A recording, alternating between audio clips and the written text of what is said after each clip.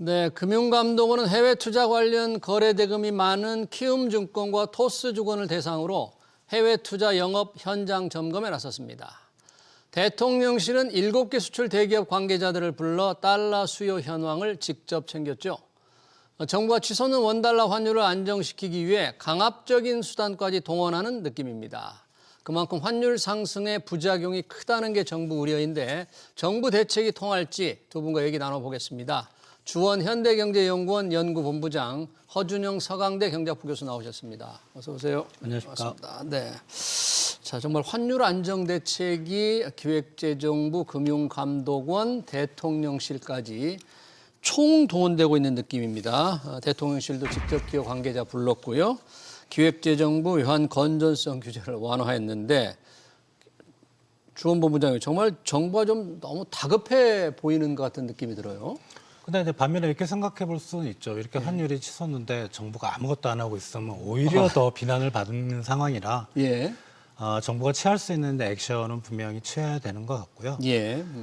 일단은 기재부 쪽은 이제 환율 수급에 좀 방점을 맞췄던 그런 대책들을 많이 내놨던 것 같아요. 네. 근데 이게 지금 환율이 또 다시 오르더라고요. 아침에 좀 빠지더니. 이런 대책을 지금 쏟아내고 예. 있는데도 그게 이제 우리 간간히 그동안에 이제 대책이 나왔었잖아요. 네. 항상 그랬다. 대책이 나왔을 때는 조금 안정되다가 예. 또 며칠 지나면 또 올라가고. 네. 그래서 이게 뭐 그렇다고 또 말씀드리지만 정부가 아무것도 안 하고 손 놓고 있는 것도 그것도 나쁜 거기 때문에 네. 그래도 이런 거라도 계속 어떻게 일종의 구두 개입이거든요. 이것도 예. 이거 이런 식으로라도 해야 되지 않을까 생각이 됩니다. 이 대통령실에서 7개 수출 대기업 관계자들 아마 재무 책임자들이었을 것 같은데 불러서 뭔가 필요한 달러가 언제고 뭐 가지고 있는 게 얼마인지 이런 걸 점검했다는데 그 좀 효과가 있을까요? 그런 거 어떤 걸 좀 집중적으로 봤을까요? 근데 이제 기업들이 외국에서 달러를 벌어들이는 우리나라 수출 대기업이 있는데 예. 이 기업들이 예전 같으면 달러로 돈을 번 다음에 우리나라로 원화로 다시 바꿔서 우리나라에서 이제 갖고 있거나 그거 예. 가지고 뭐 운전 자금이나 뭐 투자를 하거나 이런 식으로 했는데 지금 문제는 뭐냐면 이런 기업들 지금 수출 대기업들에서 잘 되고 있는 기업들이 어떤 기업들이냐면 당장 내년부터 대미 투자 들어가야 될 기업들입니다. 투자도 많이 해야 네, 될 그러면 기업들. 이제 그런 기업들은 이렇게 생각할 수 있죠. 물론 대미 투자는 아마 시청자분들도 아시겠지만 정부가 하는 투자입니다. 그럼 네. 200억 달러씩 내년에 정부가 투자를 하는데 기업들은 달러가 왜 필요할까라고 생각을 할 수 있는데 예. 사실 정부가 그 200억 달러를 다 못할 경우가 생길 수 있거든요. 네. 그럴 경우에는 기업들이 자기들이 갖고 있는 달러 혹은 달러를 그 당시에 바꿔서 투자를 해야 될 가능성도 네. 분명히 있습니다. 네. 그렇게 봤을 때 기업들은 요걸 이제 준비하고 있는 것 같고요. 네. 그러면 이제 왜 달러를 안 바꾸고 갖고 있느냐? 향후에 달러가 더 비싸질 가능성이 있기 때문에 네. 지금 괜히 원화로 바꿨다가 나중에 달러로 다시 바꾸느니 네. 달러 갖고 있다가 필요할 때 쓰자라는 생각으로 일종의 네. 통장에 넣어놓고 있는 상황이거든요. 예. 그렇게 봤을 때는 달러가 지금 그 통장에서 나와줘야지 조금 달러가 풀리고 네. 그래야지 이제 원화의 지금 하락 압력 같은 것들이 조금 막아질 수 있는데 그것들이 이제 창구 지도를 어떻게 보면 정부에서 하고 있는 거죠. 네. 오늘 지금 한국은행도 임시 금통위를 했습니다. 임시 금통위라는 게 긴급하게 시장에 어떤 큰 변화가 우려될 때 또는 충격이 예상될 때 하는 거잖아요. 네. 금리도 아니고 이제 외환 시장 가지고 하는 것도 조금 보기 드문 일입니다. 이게 한국은행 임시 금통위. 예, 저도 외환시장 환율 때문에 금통위 하는 거는 좀 처음 본 것 같아요. 예. 그렇지만 이제 역시 뭔가를 해야 된다. 한국은행 입장에서도. 예. 한국은행이 통화 정책이 사실 뭐 한국은행의 기본적인 정책이지만 예. 그래도 계속 이렇게 환율이 불안한데 한국은행이 아무것도 안 한다. 이것도 또 문제가 있거든요. 네. 다만 임시 금통위에서 뭐 어떤 결과가 나오든 또는 예. 어떤 대안을 마련하든 외환시장에 큰 영향은 못 미치죠. 예, 그건 누가 생각해봐도. 예. 그러나 보여줘야 된다. 예. 한국은행이 아무것도 안 하고 있으면 그것도 역시 비난의 대상이기 때문에 그래서 지금 관련된 이제 많은 금융당국 그다음에 통화정책 당국 그 기관들이 예. 상당히 좀 곤혹스러워요. 뭔가를 해야 되겠는데 네. 확실한 대책은 없고 그런 상황으로 보시면 될 것 같습니다. 지금 증권회사들에 대해서도 워낙에 우리 성악개미들 해외 주식 투자를 많이 하니까 증권사들이 과도하게 개인들에 대해서 해외 주식 투자 더 많이 하도록 좀 뭐 뭐 과도한 마케팅을 하지 못하고 있나 현장 점검에 직접 나서니까 증권회사들도 조금 긴장하고 있는 것 같은데 그럼에도 불구하고 지금 뭐 정부 부처 전방위적으로 나오는데 시장은 현재만 보면 환율 좀 꼼짝도 안 한다고 봐야 되는 거 아니에요 지금은? 네, 맞습니다. 아까 주원 본부장 말씀처럼 정부에서 정책이 나오면 약간 눌려졌다가 그게 뭐 하루 혹은 반나절 지나면 다시 올라가고 예. 눌려졌다가 올라가고 이것이 지금 반복되고 있는 거고요. 그러면 결국은 기조적으로 올라가려고 하는 힘, 즉 원화 약세의 힘이 작용하고 있는 것 같고요. 예. 그 부분이 결국은 지금 원화에 대한 수요가 부족한 부분이 근원적인 거고 예. 달러에 대한 수요가 너무 많은 부분이 근원적인 부분인 것 같습니다. 그러면 결국 여기에 대한 근원적인 대책이라고 하는 건 원화에 대한 수요를 그럼 어떻게 만들 수 있을 것이냐. 그게 이제 주원 본부장님 말씀처럼 어려운 일인 거죠, 정책적으로. 예, 그러네요. 지금 그래서 환율 대책이 뭐 이것만이 아니고 얼마 전에 계속 지금도 논란이 되고 있는데 국민연금 기금의 해외 투자 관련돼서 뭐 전략적 환해지를 연장했다. 그리고 국민연금 필요한 달러를 넣는데 한국은행과 외환스와프도 연장했다. 이런 거는 상당히 외환시장 수요 공급을 조절하는 데 좀 도움이 되지 않습니까, 이건? 그게 이제 두 가지를 말씀드리는데 예. 첫 번째는 이제 그게 정부가 그런 조치를 하는 게 이제 예. 국민연금 이제 보건복지부가 나르니까 예. 그쪽에서 할 수가 있는 부분인데 왜냐하면 국민연금은 이 외화가 나갔다 들어오는 게 규모가 너무 큽니다. 예. 그러니까 우리 서울 외환시장은 우리가 경제 규모가 뭐 10위권, 뭐 12위권 하지만 예. 외환시장 그 출입구가 너무 작아요. 그 말씀은 큰 외화가 한번 확 나가버리면 환율이 그냥 오버슈팅을 해버린 경향이 있어요. 예. 그래서 이제 요번에 뭐 한국은행하고 외환스와프 연장하는 것도 그런 오버슈팅을 좀 막기 위한 그러니까 외환보유고에서 빌리고 대신 외환시장을 안 거치고 나가는. 네. 그래서 저는 상당히 좀 일리가 있다 생각하고 근데 이거를 잘 그 정부에서 외환스와프 연장이라든가 국민연금의 전략적 환해지를 잘 설명을 했었어야 되는데 네. 이게 마치 그러니까 국민들이 생각하기엔 그런 거죠.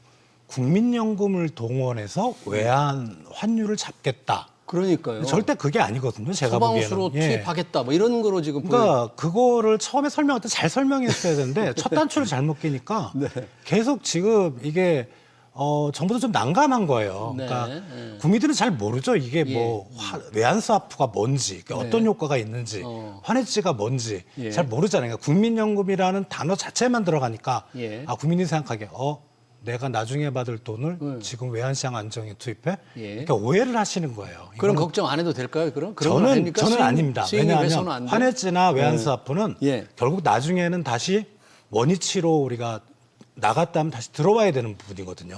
그래서 국민연금 그것 때문에 국민연금이 크게 손실을 받는다. 이거는 아니라고 생각합니다. 그래요? 혹시 그 부분은 우리 허 교수님도 동의하십니까? 네, 혹시? 동의하고요. 그리고 얼마 전에 이창용 총재께서 한국은행 총재께서 하셨던 말씀이 저는 되게 기억에 남는데 저희는 기본적으로 정책의 결정 과정은 투명한 게 좋다고 생각하잖아요. 근데 이제 국민연금의 이 전략적 환해지나 이런 것들은 좀 덜 투명할 필요가 있다라는 말씀에 취지를 하셨어요. 왜 덜 투명할 필요가 있다는 거예요? 해외 투자들, 외국 투자자들이 그 룰을 다 알고 있다라는 거예요. 언제 환해지가 들어오고 이런 것들을 다 알고 있으니까 그거에 맞춰서 이들이 포지션을 조정을 하고 심지어 외국 투자자들이 뭐까지 알고 있냐면 국내에 보건복지부랑 기재부랑 여러 부서 사이에 알력 관계까지도 다 파악하고 있다. 그러면 결국은 이런 것들을 이용해서 국내 투자를 하고 있기 때문에 어떻게 보면 우리나라에서 이렇게 쓰는 정책 처방들이 조금 덜 약발을 받을 수 있는 부분도 분명히 있는 것이죠. 그런 측면에서 투명성 얘기 말씀드립니다. 어찌됐든 국민연금이 외환시장을 안정시키는 뭐 구원투수라든지 소방수로 투입된 건 아니고 그 수익률 훼손까지는 갈지 않는다는 게 이제 생각하니까 그럼에도 불구하고 왜 국민연금을 동원하는 거야 하는 의구심과 불안감을 좀 가지고 있는 것 같아요. 좀 더 정부가 소상하게 설명을 할 필요가 있을 것 같습니다. 지금 외환시장 이 정도 수준 달러당 1,480원 언저리라 그러면 예전 기준으로 본다면 이게 거의 외환위기, 금융위기급 수준인데 지금 그런 분위기는 아닌 거죠. 환율이 이렇게 올라와도. 그러니까 뭐 금융위기 때 1,480원대 한번 찍었고 그 더 올라가면 이제 외환위기 때 제가 이제 금융회사 이제 그때 취직했을 때가 우리 원달러 환율이 700원, 800원에서 2,000원까지 올라가는 걸 봤으니까. 근데 그때의 분위기는 아니에요. 그죠? 분명히 아니고. 근데 이제 뭐라 그럴까요? 그 우리 국민들이 외환위기에 대한 트라우마가 있습니다. 사실은 그때 외환위기 때 환율이 올라갔다는 건 외환 보유고가 엄청나게 줄고 줄고. 우리가 구제금융을 신청하고 국가 부도였잖아요. 그랬기 때문에 올라가는 거지. 지금 우리가 그런 상황은 아닌데. 예. 그러면 이제 왜 우리 국민들도 이제 똑똑합니다 요새 뭐 그럼요. 하도 뭐 SNS에 뭐 이런 경제 관련 네. 뉴스들도 많고요 코너도 많기 때문에 그래서 그 정도까지는 아니라고 생각하지만 네. 이게 우리 국민들의 잠재 의식 속에는 그리고 특히 이제 그 기업을 경영하시는 분들 같은 경우는 무조건 지금 달러를 사놔라 달러를 확보하라. 대표님이 왜냐하면 그분들은 외환위기를 경험을 했었어요. 예. 그런 트라우마라고 생각이 되고요. 예. 그럼 반대로 뭐 일본도 그 내부 사정에 뭐 찬반이 있긴 하지만 일본은 고환율을 즐기는 것 같다는 생각이 좀 들거든요. 일본은요. 예. 그게 이제 어떻게 보면은 우리는 왜 즐기지 못할까? 예. 근데 이제 그 뭐라 그럴까? 그 한은 총재님이 그런 말씀하셨거든요. 이 고환율은 경기 양극화를 초래한다. 양극화를 심화시킨다. 수출 기업들은 떼돈 벌지만 예. 수입 기업들은 이제 손해를 엄청 보고 네. 그게 수출과 그다음에 어떻게 보면 수입 기업은 내수 기업이잖아요. 예. 수출 경기와 내수 경기가 양극화가 되고 예. 결국은 사회 양극화로 이어진다고 말씀하셨는데 예. 그거는 좀 너무 나간 얘기인 것 같고요. 그래요? 예. 그 정도까지는 아니다 예, 이거죠. 그래서 그 위기감이라는 게 사실 이제 환율 때문에 요새 주유소 가면 갑자기 기름값이 엄청 뛰었잖아요. 네, 국제 원유값 떨어지는데 실제 휘발유값 안 그렇죠. 날아요. 그리고 이제 그 주부님들이 장에 가면 우리 식료품이 대부분 수입이라 그죠? 네. 환율 효과를 많이 받기 때문에 그런 물가 불안 이런 현상들까지 여러모로 겹치다 보니까 좀 심리적으로 네. 상당히 우리 국민들이 좀 불안해하는 게 아닌가 그런 생각을 좀 해봅니다. 외환 위기 트라우마에다가 여러 가지 이제 물가 또는 이 양극화. 특히 물가 하니까 물가가 올라가면 피해를 보는 건 정말 양극화. 이 취약계층들이 더 피해를 보니까 이 환율 수준으로는 감당할 수 없다. 우리 정부가 지금 그 정도 생각하는 거죠 지금. 네, 맞습니다. 올 여름에 사실 물가 상승률 자체는 2%대 미만으로 떨어졌었다가요. 예.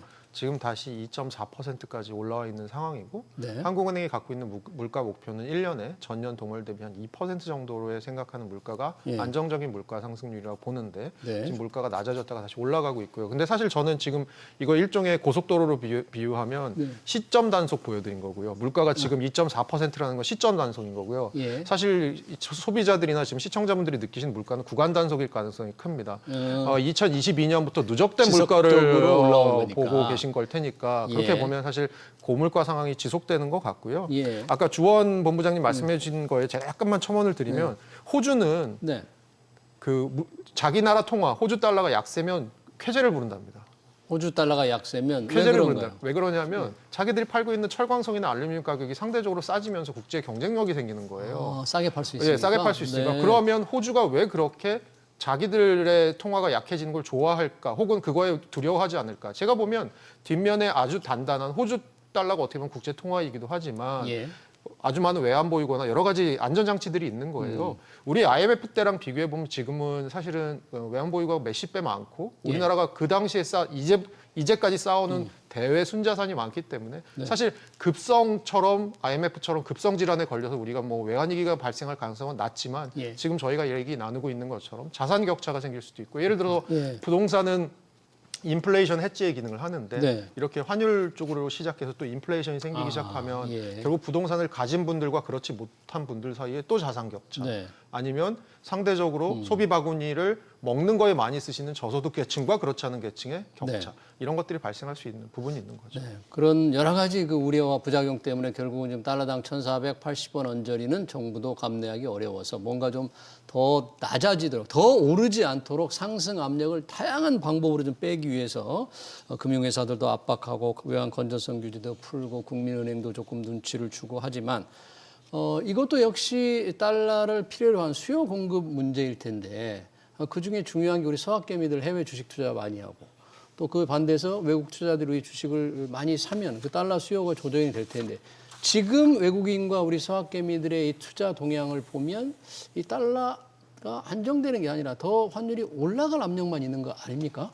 그러니까 서학개미들이 외국에 많이 투자했으니까 많이 달러가 나가는 예. 거고 외국인들이 최근에 이제 주식시장에서 순매도를 했기 때문에 예. 역시 이제 팔고 나서 달러가 나간다 이렇게 생각들을 하시기가 되게 예. 쉽죠. 예. 그렇게 생각하죠. 첫 번째 서학개미들이 외국에 투자한 거 예. 미장이라 그러죠. 미국 증시에 투자한 거 요새 갑자기 투자한 건 아니거든요. 한번 생각을 그렇게 해보시죠. 하죠. 그죠? 예. 오히려 요즘은 좀 줄지도 몰라요. 조금. 좀 몇 달 전에 이렇게. 투자했고 뭐 1년 전에 투자 지금 그렇죠. 수익률이 어마어마할 겁니다. 엔비디아만 들어갔어도. 그죠?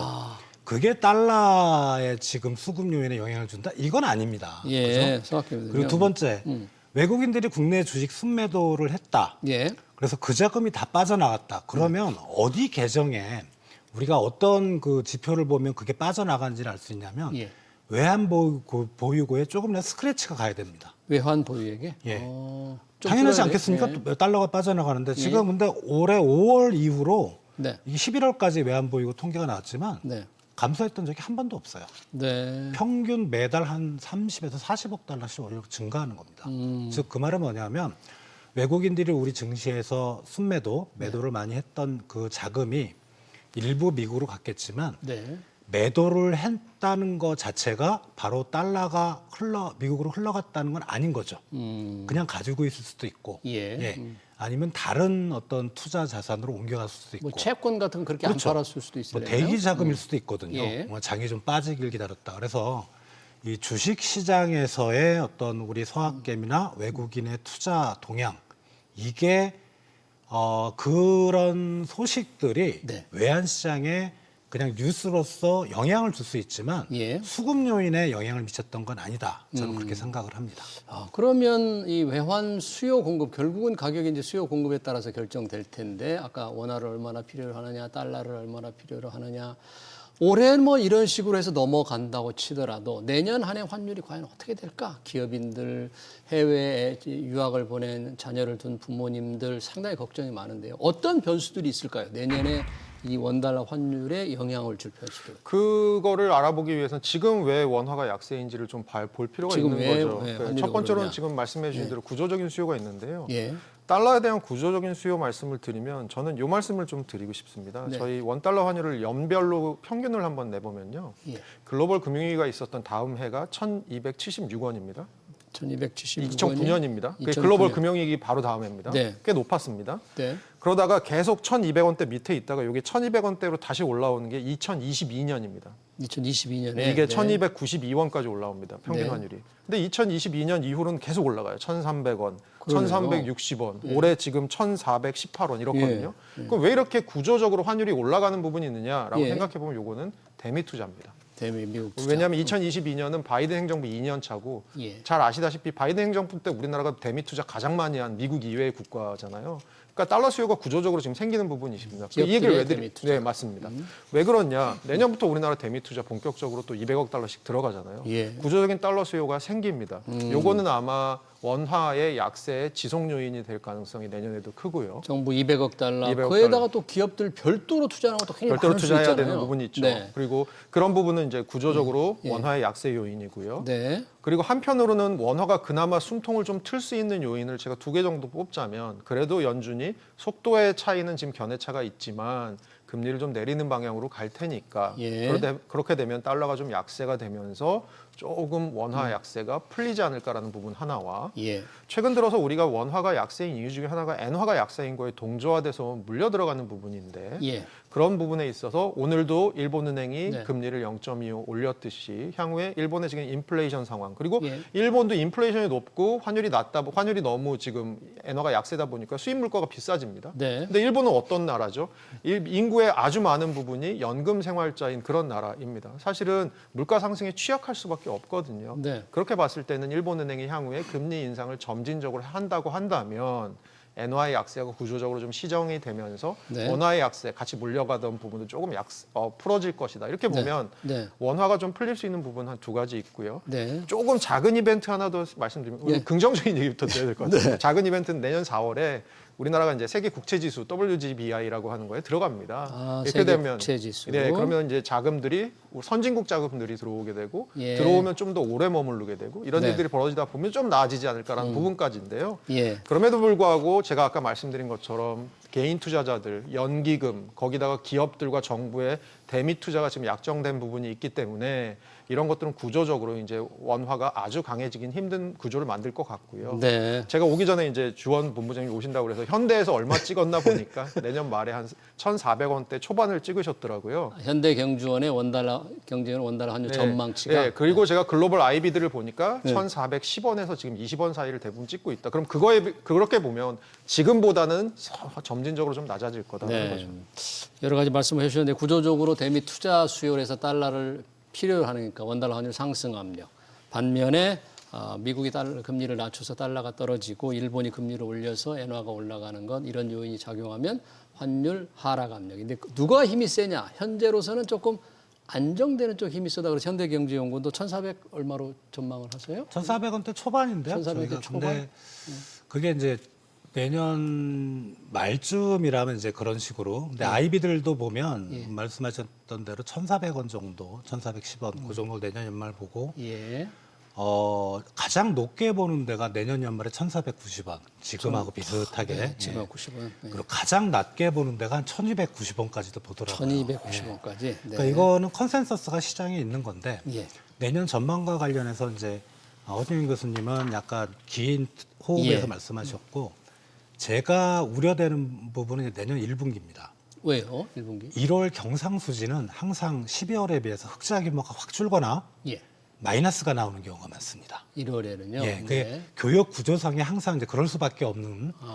그리고 이제 3월이나 4월쯤 되면은 이게 많은 글로벌 기업들이 회계 연도가 끝나는 게 12월이 아니고 그때거든요. 예. 그럼 본국으로 송금 수요가 있습니다. 아, 또 달러를 보내는구나. 근데 사실 그건 이제 뭐 1월 경상수지 만약에 뭐 적자가 났다고 치고 뭐 3, 4월에 돈이 빠져나갔다 치더라도 시간이 지나면 다시 돌아오거든요. 네, 하지만 별로 문제가 없는데 시장에서는 이걸 심각하게 볼 수가 있어요. 충격으로 받아들일 수 있다. 그래서 지금 내년 1분기가 어떻게 보면 가장 불안할 타이밍이 아닌가 저는 1,500원 돌파도 또 이루어진다면 가능할 수도 그때 있다. 가능할 예, 수도 있다. 그렇게 생각을 합니다. 예, 단기적으로는 1분기 환율이 불안해서 더 올라갈 수 있지만 1년 전체로 본다면 지금보다는 좀 떨어지는 떨어지는 쪽에 게, 전반적인 맞습니다.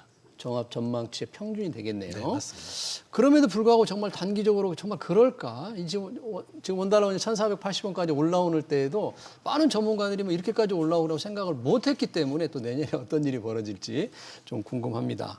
그 환율 얘기하면서 일본의 아까 금리 인상에 따라서 엔화가 올라갈 거다는 전 말씀을 해주셨는데 일본이 오랜만에 지금 오늘 금리를 인상했습니다. 지금 0.75%가 됐는데 이게 뭐 30년 만에 가장 높은 수준이에요? 네, 95년이 마지막이었습니다. 0.5가 넘었던 게 95년이 마지막이고요. 예. 그 이후에 지금 30년 만에 최고 수준으로 간 그런 상황이고요. 예.